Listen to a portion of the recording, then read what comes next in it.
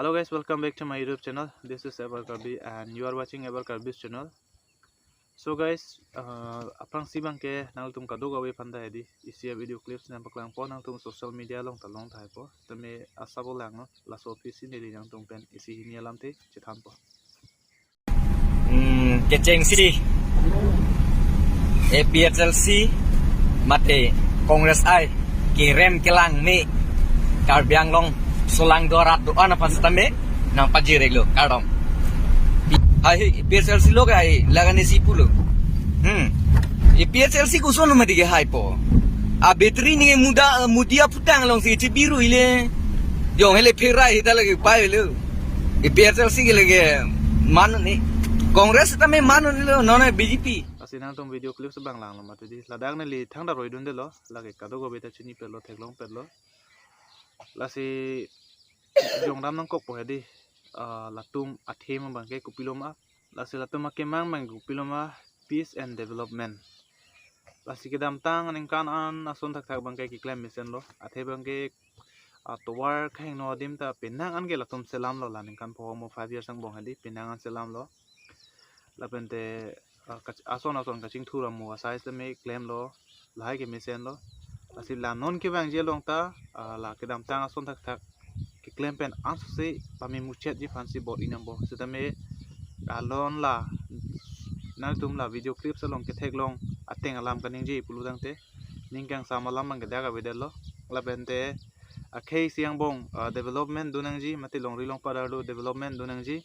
puya bang ke le tum hedi le dam de la athe bang ke allar ka chi hui hedi lason system se do kogla lasi hai bang ke tum ington nang po di mang ke le tum khei yana mong ke charbo sai nang lo athe bang ke tum jong se charbo sai bom pulo dang te bang atum ke asor na long dun lo nang bel dun red po mati nang bel dun red do pote komalo kasik sari ke le tum si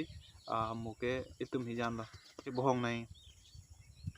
lasi le tum bang ke hin ador chi prepare hedi APHLC non BJP non Congress non ajara song le do se me non bang ke tum kam claim rak pet nang po long rilong par ado hedi ke pakla re phan bor inang po lapen lason itum aning chiteng sero ajat bang ke itum along rilong bang ke ning kang saman i lo lapen te jong sila pu ning si chiteng sero bom pulo dang te hula ke rem re atum mana bang ala pu se aning chiteng non bom inek choi bom pulo dang te soluk sodak bang ke do bom po athe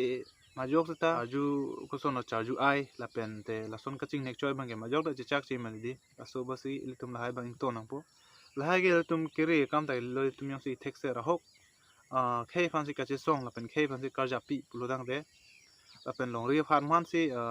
kachi pa hai pulo dang te le tum bang asap kamatha pang ching nang bang ke akenang so asi kadu ko we sulang do karbiarat do an phan me chuning ri lo nang le tum majok ka government le dudun ba ajara song le dudun se me kachi langun i bang ke pawede nang po lapen te non ke chari bo mara chari song tuman se me la non pam hera video clip sa long son bang ke di ning je dan po ala mang ke la lo pulo te mi choji ma ku yad bang sin ni jama tha da athim pen akam ta mesen ni ala athim ke andam pen akam ta mesen ni pulo tang te kamatha kila nang bang ke kenang so la si yotum unan ben bor i ponang la pu che than che piri pon mom na la si ka do bi honta go ba che tong thona mo po ko pe